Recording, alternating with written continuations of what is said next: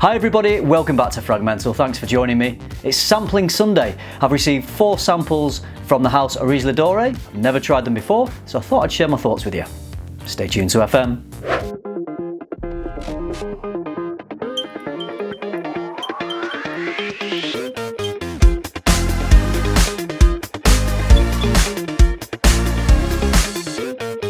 Areej Le Dore are a Russian house. I know this because their perfumer is called Russian Adam. And they reached out to me to ask if they could send me a few samples. I was really excited because I've seen a lot about Areej Le Dore, but I've never had a chance to try them. So these 4 fragrances are their newest releases, and up until trying these, I hadn't tried anything else from the house. I've heard great things about some of their scents. I see a lot about Russian musk. So really excited to try these 4. I'm going to keep this quite brief and concise. These sampling videos can go on for longer than intended sometimes. So I'll talk a little bit about each fragrance and let you know what I think of it. Just want to quickly say the sample set I received comes really nicely presented. You've got the 4 scents just in this really quite nicely detailed box. It also handily comes with these 4 cards, which gives us the notes for each fragrance. So as I talk about each one, I'll read the notes out to you. The first one we're looking at is called Baikal Gris, which is a massive lake in Siberia, surrounded by pine trees. So the notes that we have in this one are Russian fir balsam, a violet leaf, grey Indian ambergris, and then in the heart, old Mysore sandalwood, resinoid extracted by Russian Adam. Russian Adam likes to give himself a mention in these notes. Vanilla, grey Indian ambergris, and then in the base, tonka bean, fossil amber, cypress, cedarwood, oak moss, and nagamotha. So let's have a smell. So I have been wearing these on skin, but I'm just reminding myself as I do this video by sniffing them off the strips. And the first thing you get from smelling any of these fragrances is they're overwhelmingly natural. It just feels like they're so well blended, and great lengths have been taken to ensure that products are used as naturally as possible. I'm not sure if they're 100% natural. They could be. It certainly smells like it.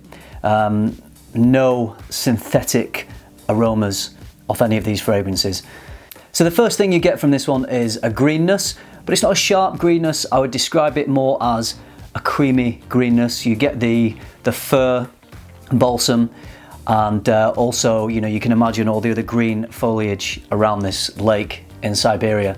So yeah, a creamy greenness, and the violet leaf. I always find violet leaf always adds a kind of weighty creaminess to green fragrances. So things like Creed's Green Irish Tweed has that lovely thick creaminess to it that I think comes from the violet leaf, and you get that with this as well. Not that it smells like Green Irish Tweed, but just that violet leaf aspect of it. So you get this green creaminess. And then you've got that sandalwood, which is further smoothing things out and rounding out the fragrance.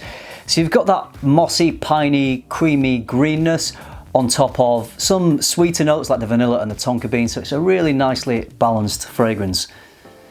And there's something else I was picking up from this, and I couldn't quite put my finger on it. I've been racking my brains for a couple of weeks thinking, what is that smell? And it's not prominent, it's just there in the background, but it's always there throughout the life of the fragrance. And then yesterday, I was just walking around the house and suddenly it came to me, and it actually reminds me of wallpaper paste. Now, I don't mean this negatively because it is a really lovely scent, a really nicely balanced scent. But as I say, not unpleasant at all. It is just there in the background. I really enjoy it. I think this would be a great autumn scent or a great springtime scent. You know, it's full of life, it's full of freshness, but it's also got a creaminess and a depth to it as well. So Baikal Gris is a really nice one. The next one is Malik Al Taif, which is described as an aromatic version of the Arabian Nights. In the top, we've got 2 types of rose, Royal Taif rose and Indian rose. In the heart, there's Indian oud, saffron and deer musk absolute. And then in the base, Mysore sandalwood, amber resin and Siam benzoin. Okay, this is rose, rose, and more rose. This is a big rose bomb. I think this is probably the strongest rose scent I've ever smelt. So much so that it seems to be quite overbearing, and I don't really pick up much of the other notes from this scent. I just get the rose. I think when wearing it on skin, it does settle down a little bit and it does smooth out a bit more. But I believe that this is a 40% concentration of rose oil. and a lot of care and attention has been taken. I was reading a little bit about it, and it's to do with the rose, how the rose is picked, and it's pressed in one certain place in the desert at a certain time that can only be done once every month. So I think it's a pretty hard to source ingredient.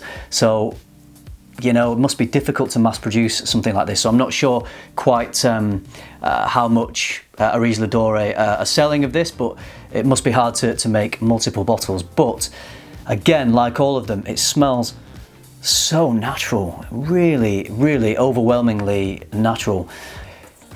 This is a beautiful fragrance. It really reminds me of, and this is the first reference to Thailand I'm going to make. There'll be a second one further into the video. But I stayed in this lovely boutique hotel in the north of Thailand, and I remember coming down to breakfast in the mornings, and they must have had some kind of incense burning, because it just takes me back to that moment, and it's a really lovely, pleasant scent. Having said that, whilst it might be a scent in the air that I might like to smell around me, it's not a scent that I think I would like to wear on my skin. With rose-based fragrances, particularly where the rose is prominent, I struggle a little bit. I don't mind rose in fragrances if it's more of a supporting note. It can work really nicely. But when it's so front and center like it is in this, it's not really for me. I just find it leans a little bit too feminine.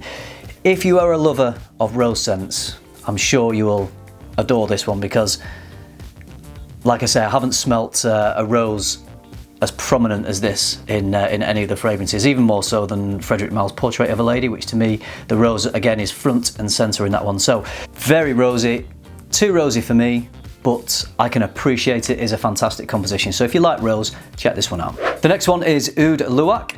So the top notes in this are Coffee Luwak, Sinking Sumatra Agarwood Smoke Infusion.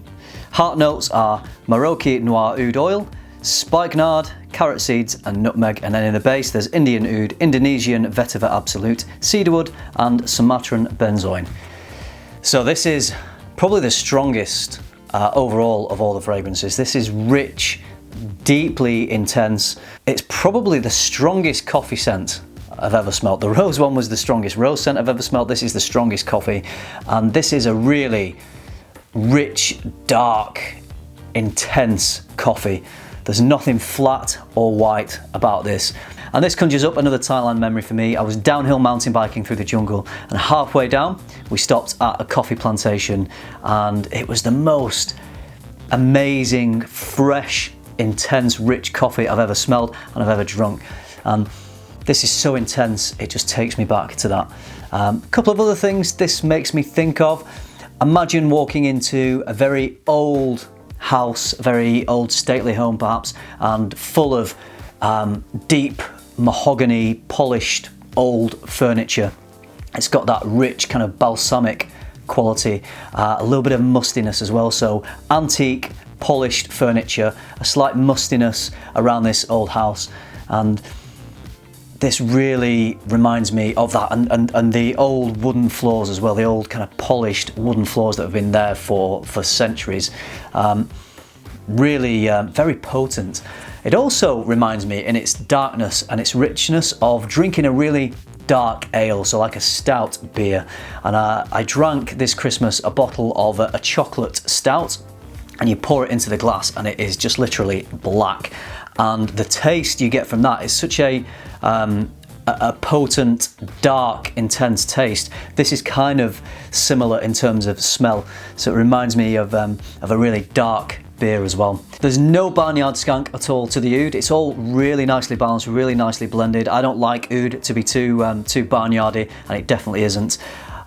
This would be one to wear in cooler temperatures, I think. Could be too stronger balsamic type fragrance to wear in warmer temperatures, although people can wear them whenever they like, but personally for me it wouldn't be one to wear in warmer temperatures.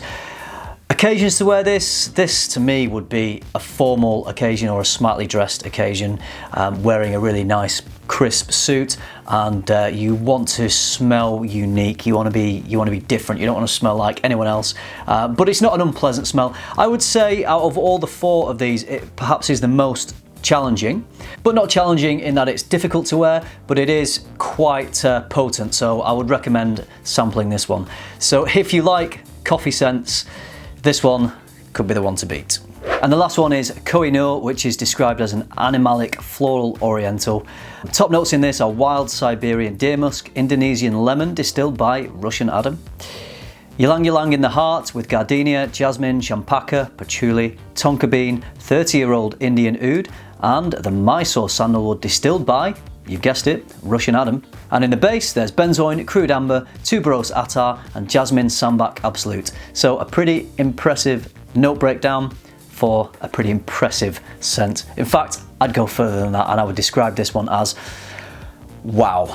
This one really has knocked my socks off. I'm so impressed with this. I tend to really enjoy white floral fragrances. I love the creaminess, indolic nature of those. They have a sweet potency, and the addition of sweet musks over these white florals is just, superbly well balanced. This one is the most wearable of all of them. To me, it's the most interesting. It's complex, again, very natural, very strong, very rich and bold, but not so bold that you would put anyone off around you wearing it at all. I think people would actually be drawn towards you, and I think that the sweet creaminess of this scent would draw people towards you, and they'd be inquiring as to what you're wearing. Yeah, if compliments are your thing, if you like to get them, then out of all of them, this is probably the one that will elicit a few compliments. White florals can sometimes lean a little feminine, but that's absolutely not the case with this one. If anything, it has a great masculinity to it with those musks. Out of all 4 of these fragrances, this one is by far and away my favourite. It's now been added to my wish list of bottles to pick up, so hopefully I'll be able to grab a bottle of that pretty soon. It's extremely wearable, interesting, intoxicating, complex. I think it's a little bit of a masterpiece, and I predict this will be a bestseller for Areej Le Dore. Just a quick word on performance. I was really happy with the performance of all of these. I got a good 2 hours of projection, and then they lasted on my skin around kind of 8 to 10 hours. So all in all, pretty solid. Okay, so there are my thoughts on these 4 fragrances from Areej Le Dore. I really enjoyed testing them out. I hope you've enjoyed this video. I hope you found it useful. If you've tried any of these, I'd love to hear from you. Leave some comments down below and let me know what you think of them. Also, let me know what you think of some of their earlier fragrances. As I say, I haven't tried them, particularly Russian musk, so let me know what you think about that and if that's something that I should sample. Thanks for watching, everybody, and remember, keep tuning into FM and keep smelling good.